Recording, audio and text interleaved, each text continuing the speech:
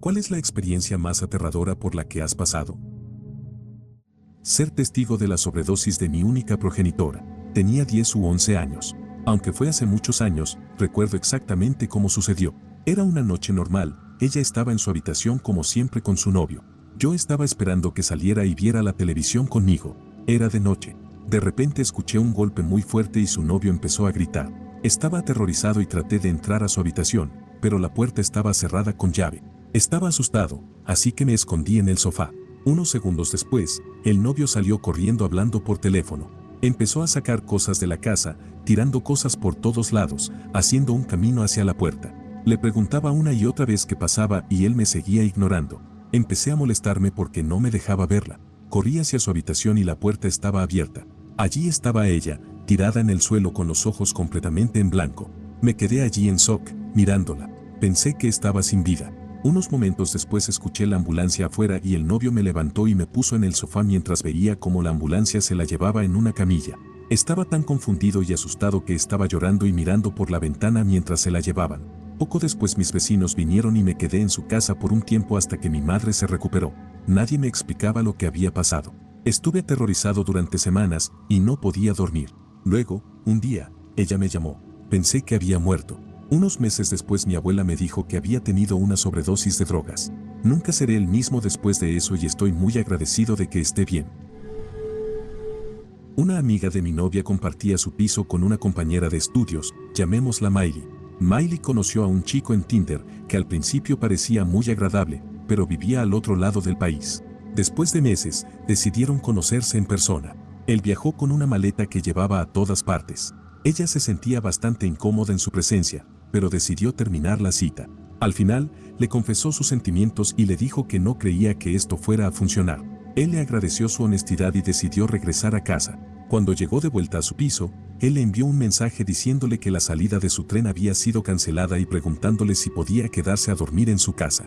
Al principio, ella se negó, pero se sintió bastante mal porque él había viajado tan lejos solo para ser rechazado, así que accedió. Le ofreció el sofá y cerró la puerta de su cuarto con llave. Más tarde, ella dijo que había algo fuera de lo normal en su presencia.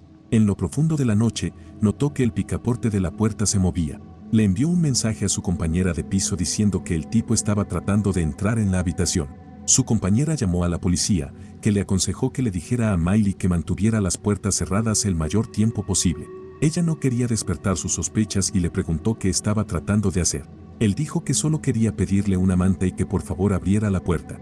Unos minutos horribles después, la policía irrumpió en la puerta y lo arrestó, liberándola de la habitación. Un oficial le dijo a Miley, no entres en la sala de estar, por el amor de Dios, pero, por supuesto, por curiosidad y adrenalina, lo hizo de todos modos. El tipo había cubierto el suelo con una lámina de plástico y preparado varios malditos cuchillos. Fin de la historia. Miley tiene problemas de confianza y necesita un terapeuta.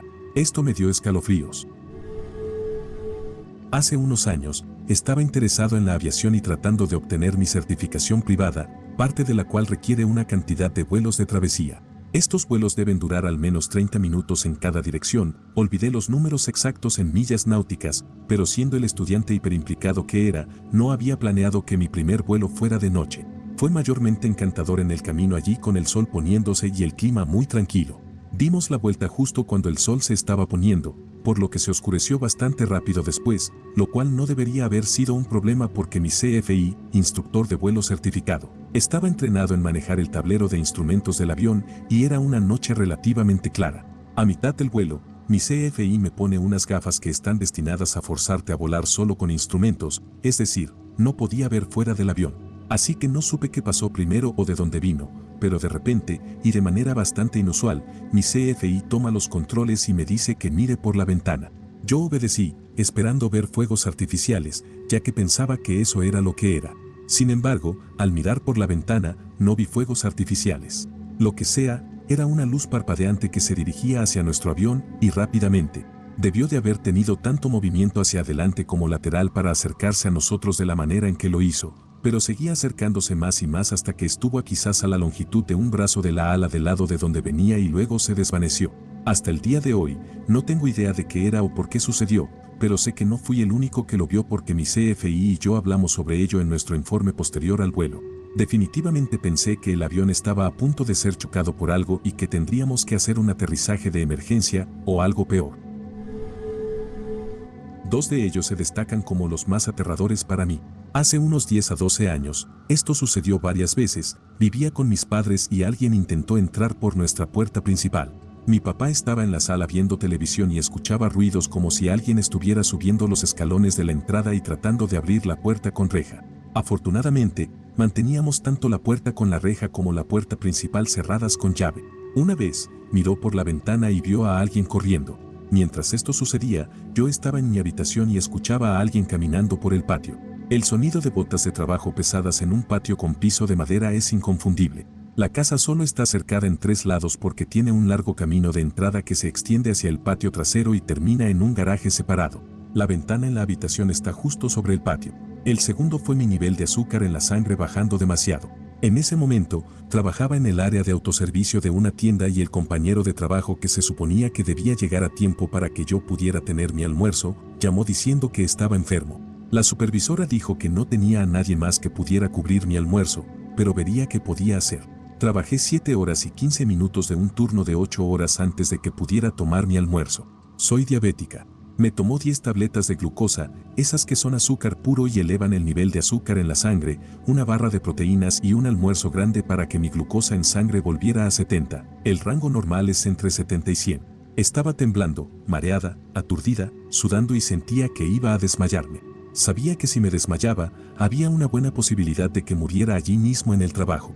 Ya era a tiempo parcial, así que, cuando esto sucedió, seguí el consejo de mi médico y reduje mis horas para no trabajar lo suficiente como para necesitar descansos para almorzar. Perder a mi hermano menor por cáncer. Tuvimos la suerte de poder llevarlo a casa para que descansara en paz allí. Mi madre, mi hermano mayor y yo actuamos como enfermeros de cuidados paliativos, trabajando en turnos para mantener a mi hermano menor cómodo. Mi madre es enfermera, así que eso ayudó mucho. Pero presenciar las convulsiones increíblemente violentas, tener cortes de energía inesperados y tener que correr para conectar tanques de oxígeno puro para evitar que mi hermano se asfixiara, fue aterrador.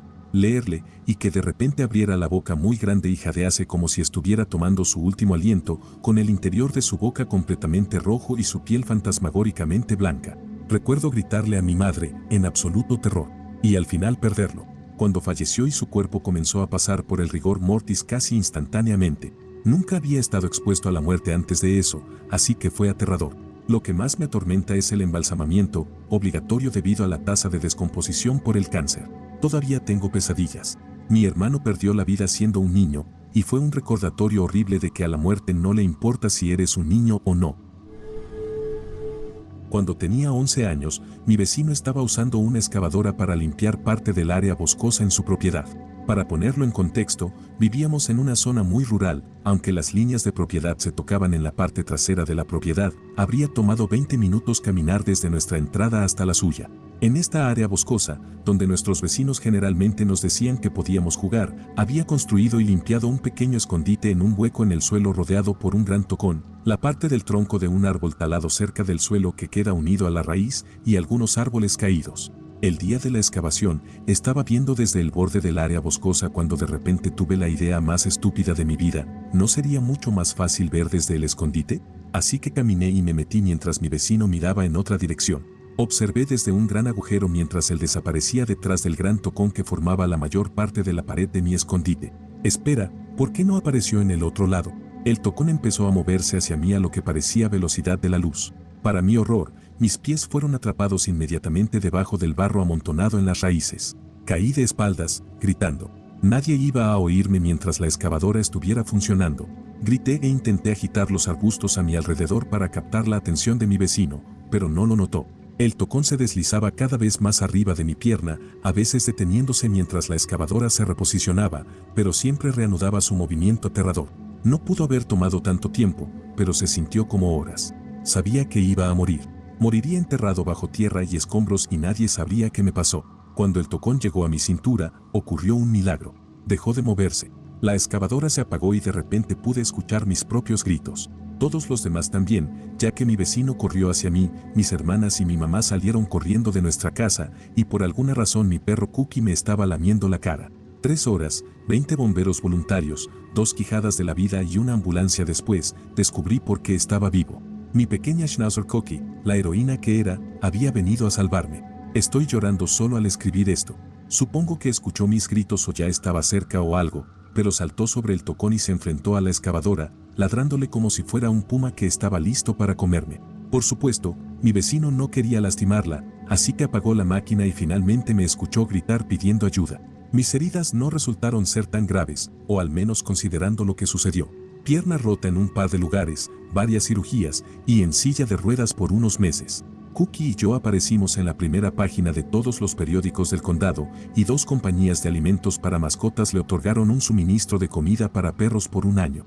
Mi dulce cachorrita ya no está con nosotros, pero siempre será la mejor perra que podría haber tenido. Te extraño, niña, y gracias. Sufrí de una enfermedad sin nombre durante años. Cuando me enfermaba, orinaba rojo y me sentía violentamente mal. No me preocupaba mucho porque me dijeron que superaría el problema, nefritis infantil. Así que imagina mi sorpresa cuando cumplí 19 años y me sentía terrible, como si fuera a morir. Fui al consultorio del médico general y habían cerrado temprano para una fiesta de Navidad, pero los obligué a abrir la puerta para atenderme. El médico dijo, necesitamos una ambulancia ahora, y me llevaron a la ambulancia y de ahí a urgencias. Mientras estaba allí, me sacaron sangre y descubrieron que estaba sufriendo de hipercalemia, demasiado potasio en la sangre, lo que estaba haciendo que mi ritmo cardíaco llegara a los 200. Estaba al borde de un derrame cerebral o un ataque al corazón. Me ingresaron en el hospital y me pusieron de inmediato medicamentos para bajar los niveles y que no perdiera la vida. Pensé, esto es todo, así es como voy a morir, no haciendo algo heroico o impresionante, sino en una cama de hospital solo, sintiéndome pésimo y deseando nada más que la compañía de mi mamá y papá, y honestamente, estaba muerto de miedo y no podía dejar de llorar. Aparentemente después de eso me pusieron en coma inducido y me llenaron de más medicamentos y me hicieron una diálisis de emergencia. Mis riñones habían fallado y me estaba muriendo de envenenamiento de sangre. Cuando desperté, había pasado mi cumpleaños, y fue aproximadamente 2 semanas después. Tenía una máquina de diálisis conectada a una línea en el pecho y una enfermera de diálisis tratando de mantenerme tranquilo, pero me estaba ahogando, así que terminé sacándome el ventilador de la boca y con él salió un tubo largo. Comencé a toser violentamente y casi vomité, pero no había nada que expulsar, así que solo tuve arcadas secas y me desgarré muchos músculos. Más tarde me dijeron que mis riñones habían fallado, que era afortunado de estar vivo y doblemente afortunado de no haber tenido un coágulo y sufrir un derrame cerebral o un ataque al corazón. Estaba tan débil como un recién nacido y apenas podía levantar los brazos después de un rato y permanecí en el hospital durante 3 meses, recibiendo rehabilitación porque no podía hablar ni caminar adecuadamente. Después de 6 meses, básicamente volví a ser yo, solo que luchando con esta nueva condición que había arruinado mi vida y mis planes. Me atrapó un deslizamiento de rocas y caí de un acantilado mientras hacía senderismo. Era principios de primavera, las cosas empezaban a derretirse, estábamos caminando por una cresta y buscando una manera de bajar por el costado, tal vez una pendiente empinada de rocas sueltas, hacia un arroyo a unos 150 metros abajo. Yo iba a la cabeza, descendiendo en ángulo, las rocas se salieron de debajo de mis pies y caí hacia atrás sobre mi trasero. De repente, toda la pendiente a mi alrededor comenzó a moverse en masa, como una isla de rocas rotas con yo sentado en el medio. Deslicé colina abajo, rebotando contra cosas e intentando detenerme, pero sin suerte, solo aumentando la velocidad. Al final, la colina caía a un acantilado de 12 metros, y fui lanzado con el deslizamiento. Aterricé en un montón de escombros y cosas sueltas que habían caído anteriormente, incluida mucha nieve suelta, que en su mayoría absorbió la energía. Estaba mayormente bien, embarrado, con muchos rasguños y moretones, un hombro dislocado y el coxis roto, pero pude salir caminando. Mi único recuerdo es estar en el aire, el tiempo detenido, y mirar a mi izquierda a una roca del tamaño de una estufa también suspendida en el aire, a unos 2 metros de distancia. Cualquier roca de buen tamaño me habría matado. Crecí pensando que mi casa estaba embrujada. Pasaban cosas raras todo el tiempo. Entraba en habitaciones y las luces se encendían. Iba a la cocina en medio de la noche y los armarios estaban abiertos. Escuchaba pasos en el piso de arriba cuando estaba solo en casa. Sentía que el fantasma se sentaba en la cama mientras intentaba dormir, ya sabes, cosas típicas de una casa embrujada que asustarían a cualquier niño. Luego, tuve un acosador que empezó a comportarse de manera extraña cuando estaba en mi adolescencia tardía. Resulta que era mucho, mucho peor de lo que podría haber imaginado. El acosador era en realidad un mirón que me había estado observando desde que tenía, posiblemente, tan solo 7 años. Resulta que no había ningún fantasma y la casa no estaba embrujada. El psicópata estaba entrando cuando estaba solo en casa y me estaba asustando. A medida que fui creciendo, se volvió más audaz. Entraba por la noche cuando mis padres estaban en casa e incluso se sentaba en mi cama mientras intentaba dormir. Estoy bastante seguro de que encontró donde mi madre guardaba la llave de repuesto y simplemente hizo una copia. Nunca atraparon al tipo, la policía dijo que era solo un chico de secundaria haciendo bromas. He recibido mucha terapia. Bueno, en realidad tengo 2 experiencias. La primera sucedió cuando tenía 10 años. Estaba en Inglaterra en un campamento de verano. Una tarde, mis amigos y yo estábamos caminando desde el almuerzo hasta nuestras habitaciones cuando decidimos tomar un camino diferente a través de una especie de bosque. Nos perdimos allí y seguimos caminando durante unas 8 horas hasta que oscureció. Algunos de los niños intentaron trepar árboles para buscar luces de casas, pero no pudieron, los pinos tenían casi 12 metros de altura. Finalmente, no sé cómo, encontramos un camino de tierra que nos llevó a una carretera donde pedimos ayuda a un hombre que estaba allí. La segunda sucedió cuando tenía 15 años. Estaba en un avión viajando de Bogotá, Colombia, a Nueva York. Cuando el avión estaba sobre Cuba, comenzó a dar vueltas sin ninguna explicación. La tripulación se reía de todo, como si estuvieran drogados. Todos eran de Estados Unidos, así que hablaban en inglés entre ellos y no entendía de qué estaban hablando. Finalmente, cuando llegamos a Estados Unidos, estaba lloviendo y literalmente sentí como el avión caía, no descendía lentamente, la gente gritaba, no estoy exagerando. Llegué a salvo a Nueva York, como si nada hubiera pasado. Además de aterrador, fue una situación extraña. Una mañana, a pocos días de la víspera de Navidad, los síntomas similares a los de la gripe de mi hijo mayor, tenía 4 años en ese momento, se volvieron aterradores. Estábamos relajándonos viendo televisión ya que él no se sentía bien y tuve la suerte de que mi esposa reconociera las señales de advertencia, su estómago se hundía y se extendía con cada respiración. Nos dimos cuenta de que tenía dificultades para respirar. Llamamos al 911 y nos dijeron que mientras esperábamos a los paramédicos, lo sacáramos al aire frío sin chaqueta, ya que eso podría ayudar a su congestión de alguna manera. Mi esposa estaba en el teléfono y yo estaba de pie en la entrada de la casa sosteniendo a mi pequeño y él ya estaba jadeando, su rostro empezaba a tomar un tono azulado, y todo lo que podía hacer era sostenerlo y decirle que estaba bien y que todo iba a salir bien y que respirara profundo, mientras me sentía tan impotente y pequeño. Todo lo que podía hacer era sostenerlo y calmarlo, esperar y no perder la compostura por él. Los bomberos llegaron primero y corrieron por nuestro jardín con oxígeno. Lo animaron y le dijeron lo valiente que era y que todo iba a estar bien. Mi esposa se fue en la ambulancia con él mientras le administraban oxígeno y se marcharon porque teníamos a nuestro segundo hijo, que era un bebé en ese momento. Llamé a mi papá para que viniera a cuidarlo y él llegó en un instante y condujo hasta el hospital. Todo el tiempo, sin saber por lo que estaba pasando mi hijo o si estaba bien. Cuando llegué, él estaba bien, unos esteroides hicieron efecto y después de pasar un buen rato con los médicos, volvimos a casa la misma noche con algunos medicamentos preventivos. Nunca me he sentido tan impotente en mi vida, y fue la cosa más aterradora por la que he pasado, incluyendo otras situaciones en las que pensé que podría morir. Mi madre estuvo en la unidad de cuidados intensivos durante un mes cuando yo tenía 18 años. Salió de cuidados intensivos y la trasladaron a una habitación regular y parecía estar mejorando. Tenía una beca para la universidad y ella me dijo que fuera. Fui aunque no quería ir. Esta era mi única oportunidad, ¿sabes? Pero quería quedarme y estar allí para ella. Pero me dijo que fuera, así que lo hice. El segundo día de clases recibí una llamada a las 5 de la mañana. Había tenido un paro cardíaco. No tenía un testamento vital, o sea, no tenía constatado por escrito lo que le debían hacer en un caso así que la reanimaron y estaba con soporte vital, pero no tenía actividad cerebral. Tuve que firmar los papeles para desconectar las máquinas. Tenía 18 años y ella era mi única familia. Ahora tengo 51 años y estoy llorando mientras escribo esto. Le quité la vida a mi madre. Sí, lo sé, muerte cerebral. Hicieron escáneres, el neurólogo me aconsejó, he recibido terapia. Pero al final del día, firmé los papeles, desconectaron las máquinas y mi madre murió. Y entonces me quedé solo. Hagan un testamento vital. No pongan nunca a sus hijos o cónyuge en lo que yo pasé. Habíamos ido a una isla para Navidad. Era el día antes del segundo cumpleaños de mi hija y nosotros, además de la hermana de mi esposa, su esposo y su hijo, decidimos visitar una de las espectaculares cascadas. Un auténtico camión estilo Mad Max, soldado y todo, nos llevó hasta la mitad de la montaña y tuvimos que caminar el resto del camino.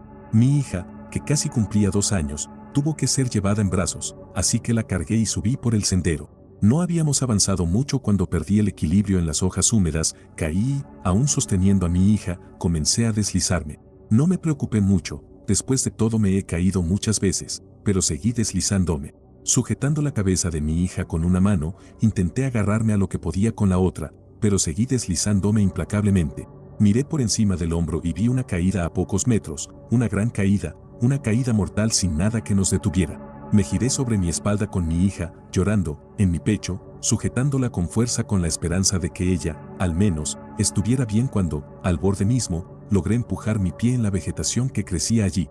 Nos detuvimos.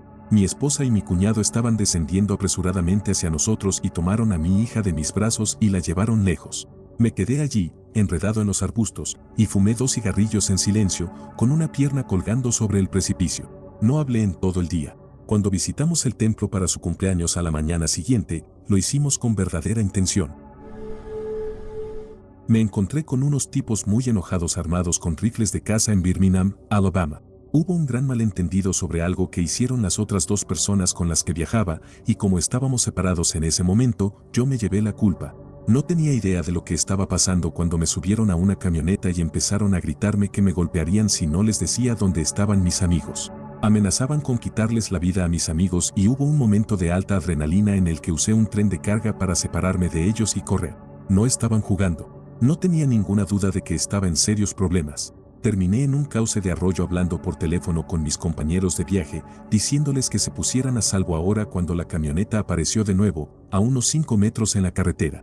Tomé una decisión en fracción de segundo y dejé mi equipo en el arroyo para poder correr por el bosque más fácilmente. Pasé mucho tiempo escondiéndome y asustado mientras me buscaban, gritando todo el tiempo. Tenía una lata de Dr. Pepper en mi chaleco y estaba muy sediento, pero no quería hacer ruido al abrirla. Eventualmente, se calmó todo y supe que tenía que recuperar mi equipo y que el peor escenario sería que hubieran encontrado mis pertenencias y ya sea que las hubieran llevado o, aún peor, que estuvieran esperando junto a ellas hasta que regresara con la esperanza de hacerme un serio daño. Afortunadamente, todo estaba intacto, aunque mi mochila estaba completamente empapada. Caminé sigilosamente para encontrar a mis amigos que se escondían en lo profundo del bosque a un par de kilómetros de distancia. Ha habido otras situaciones, y tal vez peores, pero el episodio de Birmingham fue el más reciente. Cuando alguien entró a mi casa cuando tenía 10 años. Mi madre, mi hermana pequeña y yo vivíamos solas, excepto los fines de semana cuando mi padrastro se quedaba a dormir porque mi madre quería que me acostumbrara a él. Por supuesto, la noche que él no se quedó, esto sucedió. Siempre verificábamos 2 veces, aún lo hacemos, que la puerta estuviera cerrada con llave debido a mi ansiedad y, por supuesto, mi madre se olvidó de hacerlo ese día. En fin, yendo al punto, era la medianoche y mi madre vino a la habitación donde dormíamos mi hermana pequeña y yo y me dijo, hay un hombre en la casa y, por supuesto, mi cerebro de 10 años pensó, Dios mío, vamos a morir. Mi madre me dijo que no entrara en pánico, pero claro que iba a entrar en ese estado porque tenía 10 años. Se sentó en mi cama susurrándome, tratando de calmarme. Primero llamó a mi padrastro, pero él no contestó. Ella odia al padre de mi hermana, pero estaba tan desesperada por ayuda que lo llamó y él tampoco contestó. Después llamamos a la policía y resultó que el hombre estaba borracho y entró a la casa equivocada. Vivía en el apartamento al lado del nuestro y confundió mi casa con la suya. Me siento mal por el tipo y no era una amenaza en absoluto, pero fue espeluznante. Debe haber sido vergonzoso para él cuando se despertó al día siguiente. Cuando tenía 18 años, trabajaba en una tienda de alquiler de películas, no Blockbuster, y me hice amiga rápidamente de un compañero de trabajo que también resultó ser mi gerente. Me invita a su apartamento, que resultaba estar en la zona más peligrosa de la ciudad, por primera vez después del trabajo, junto con otros 2 compañeros de trabajo hombres a quienes no conocía muy bien. Yo aún era relativamente nueva y no había trabajado mucho con ellos. No tenía coche, así que mi gerente o amigo se ofreció a llevarme allí y a llevarme a casa después de la pequeña reunión. Lo primero que sucede cuando todos llegamos y nos acomodamos en el sofá es que me ofrecen un montón de hongos. Era la primera vez que probaba hongos, así que estaba un poco nerviosa, pero los probé de todas formas. Ingenuamente, también acepté una bebida de él. No recuerdo mucho de lo que pasó después de los hongos y de beber lo que fuera que esa bebida contenía, ya que comencé a entrar y salir de la conciencia, pero cuando desperté muy temprano a la mañana siguiente, estaba sin nada puesto en su cama con él y los dos compañeros de trabajo. Me levanté de un salto de la cama y comencé a entrar en pánico. Esto despertó al amigo, quien me dio la sonrisa más espeluznante mientras decía buenos días. Le pregunté qué había pasado, y él simplemente dijo, eres una verdadera salvaje. Le exigí que me llevara a casa de inmediato y él accedió, y se puso la ropa. Estaba poniéndome la ropa frenéticamente y recogiendo mis cosas y ya estaba caminando hacia la puerta principal, cuando me di la vuelta para ver si él estaba listo, y estaba sonriendo, y apuntando con una pistola a mi frente. El tiempo simplemente se congeló, no tengo otra forma de describirlo, y simplemente lo miré en estado de shock. Comenzó a reírse y dijo no está cargada, solo quería ver cuál sería tu reacción. Luego comenzó a quitarse los zapatos y se sentó en el sofá, encendiendo la televisión. Aún estaba en shock, y me di cuenta de que no planeaba llevarme a casa. Así que en ese momento no tuve más opción que simplemente darme la vuelta e irme. Terminé teniendo que caminar hasta mi apartamento, que estaba a unos 3 kilómetros de distancia, a través de la parte más peligrosa de la ciudad. Recuerdo que alguien en un coche que pasaba me gritó, te van a robar, mientras caminaba lo más rápido que podía. Finalmente llegué a casa y me derrumbé en lágrimas. Recuerdo que caí de rodillas y simplemente lloré. Fui ingenua y no los denuncié ni a él ni a los dos compañeros de trabajo, y no le conté a nadie lo que pasó excepto a mi novio, ahora esposo, años después. Renuncié a ese trabajo de inmediato y no he visto ni oído hablar de esos imbéciles desde entonces. Mirando atrás ahora que tengo 41 años, debería haber llamado a la policía, pero de alguna manera pensé que merecía lo que me había pasado. Es difícil de explicar, pero honestamente me culpaba a mí misma por ser tan ingenua y ponerme en esa situación. Ahora entiendo completamente que no fue mi culpa. Sigue siendo la situación más aterradora y traumática que he vivido, y he tenido algunas situaciones bastante traumáticas antes y desde entonces. Lo que sucedió el 11 de septiembre con las Torres Gemelas. Tenía 16 años en ese momento, estaba a punto de faltar a la escuela secundaria ese día y un grupo de compañeros y yo escuchamos en las noticias que esa semana el restaurante Windows on the World estaba llevando a cabo entrevistas abiertas, así que, naturalmente, nos encontraríamos en nuestra escuela secundaria que estaba en Bensonhurst, Brooklyn. No recuerdo a qué hora salimos, pero para cuando llegamos al distrito financiero en Manhattan, el primer avión ya había golpeado la primera torre. Al salir del metro, vi instantáneamente el humo y seguimos caminando hacia las torres. Segundos después, el segundo avión impactó. El tiempo se movió tan rápido después de eso. Me separé de mis amigos en el caos y me fijé en las torres en llamas. Luego, la torre comenzó a colapsar. Corrí hacia el muelle del ferry y encontré un barco que iba a Brooklyn. No sé cómo llegué a casa antes de las 3 de la tarde, mi hora normal de regreso de la escuela, pero lo he mantenido en secreto de mi familia durante 20 años. Casi muero por faltar a clases y mi familia nunca lo hubiera sabido. Todavía estoy devastado por todo lo que vi y me siento culpable de haber logrado escapar. No he visto a esos compañeros desde entonces, pero sé que no están entre los muertos. Crecí siendo la oveja negra en una familia adinerada. Cada vez que intentaba trabajar para ganar mi propio dinero, me reprendían en broma y me hacían sentir como un idiota por no depender del dinero que teníamos. También había problemas con un hermano adicto que llevaron a esta situación. Un día descubrí que mi hermano me estaba robando el dinero de mi trabajo, así que se lo dije a mis padres. Él tenía 22 años en ese momento y yo tenía 19, recién regresado de la universidad. Mis padres me dijeron que se encargarían de ello. 2 semanas después, me había robado cosas por valor de unos $2,000 y no se había hecho nada. Una noche lo confronté al respecto. Cabe mencionar que no lo estaba confrontando de manera violenta. Su gemelo y mi padre se levantaron de golpe. Me dijeron que no debería haberle preguntado y procedieron a gritarme al respecto. Su gemelo me acorraló y yo lo empujé. Tomaron eso como si yo estuviera siendo violento y procedieron a derribarme. Luego fui golpeado por mi padre y mi hermano hasta que logré zafarme. Después de eso, caminé 2 kilómetros hasta la casa de mi abuela. Me quedé con ella hasta que me mudé por completo. Actualmente estoy tratando de arreglar las cosas con ellos, pero esa noche todavía me atormenta, al igual que el día siguiente. En ese entonces era mesero y tuve que decirles a mis clientes que me habían asaltado. Bueno, técnicamente me golpearon y me robaron dinero, así que no fue una mentira del todo. Esta es una experiencia que nunca he olvidado. Solo se la he contado a unas pocas personas, como mis mejores amigos, porque uno de ellos estaba allí conmigo y al otro lo conozco desde hace como 10 años. Soy nigeriano estadounidense y fui enviado a un internado en el estado de Abia, Nigeria, en 2008 debido a mi mal comportamiento. Mis padres eran muy estrictos. El internado en África es una locura y era solo para chicos, lo que lo hacía peor. Nuestra escuela estaba ubicada junto a una iglesia y rodeada por hectáreas y hectáreas de matorrales y selva. Estábamos rodeados por un muro alto y una puerta para protegernos de intrusos. Una noche me desperté para ir al baño, tal vez como a las 4 de la mañana. No puedo ser exacto porque no se permitían los teléfonos. Nigeria no tiene electricidad constante y esa noche no había luz. Normalmente, cuando esto sucedía, despertaba a mi mejor amigo para que viniera al baño conmigo, ya que teníamos miedo. Yo tenía como 14 años. Lo desperté y él accedió. Caminamos por el pasillo y extrañamente nadie más estaba despierto, ni un alma. Esto es raro en un internado porque hay mucha gente viviendo en una misma habitación.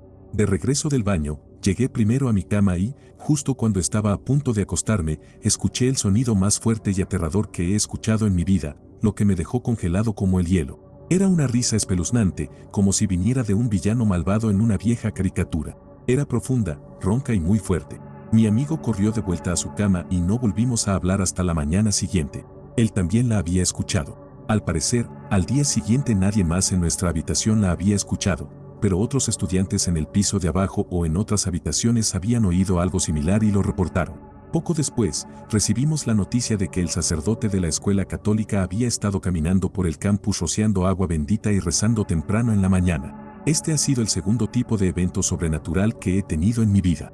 Muy aterrador, y mi mejor amigo y yo no lo mencionamos mucho, pero ambos sabemos que no era un animal en el bosque. Sonaba como si viniera de un altavoz en un evento de Burning Man. Hasta el día de hoy, algunas personas no creen en esta historia y está bien. Probablemente una de las experiencias más aterradoras que he tenido fue cuando mi familia y yo escuchamos cosas siendo lanzadas y destruidas en el segundo piso de mi casa. Contexto: vivo en México, Tamaulipas, que es una parte muy peligrosa del país donde los crímenes violentos son cosa de todos los días, así que, por supuesto, estábamos preocupados por los ruidos extraños sobre nuestras cabezas. Esto sucedió a las 2 de la mañana si recuerdo correctamente, y mi hermano, mi madre y yo decidimos salir y revisar la casa para descubrir qué o quién demonios estaba haciendo esos ruidos. Yo tomé un cuchillo y mi hermano un destornillador afilado para protección. No era la primera vez que alguien intentaba entrar a nuestra casa, y subimos con cuidado y en silencio. A medida que nos acercábamos a la puerta, los ruidos eran más fuertes, como si alguien estuviera lanzando los platos y pateando las paredes. Luego notamos que la puerta estaba cerrada con llave, lo cual era extraño. ¿Por qué un ladrón cerraría la puerta con llave cuando estaba dentro? No tenía sentido. De todas formas, abrí la puerta y hubo silencio, ni una sola cosa estaba rota o fuera de lugar, todo estaba bien y los ruidos desaparecieron. Fue bastante aterrador porque nunca obtuvimos una respuesta real sobre qué estaba haciendo todo ese ruido y por qué desapareció tan rápido cuando abrimos la puerta. Siempre han sucedido cosas paranormales en mi casa, pero nada tan aterrador como ese día.